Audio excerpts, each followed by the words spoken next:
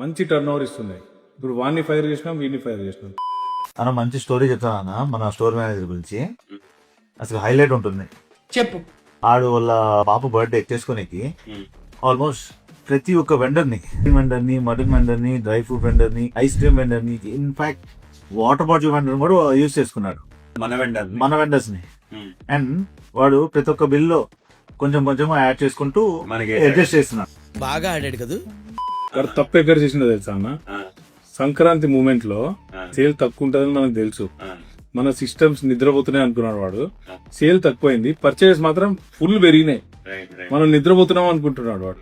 వాడు ఇష్టం ఉన్నట్లు ఆర్డర్ చేసిండు. అక్కడ రెడ్ హ్యాండెడ్ గా కాటన్ వాడు అనుకున్నారు. 5 years నుంచి వాడు సప్లై చేస్తుండే అన్న. మంచి వెండర్ వానికి యాక్చువల్ చెప్పాలంటే మనం మేజర్ వెండర్ వానికి. మంచి టర్న్ ఓవర్ ఇస్తున్నాయి.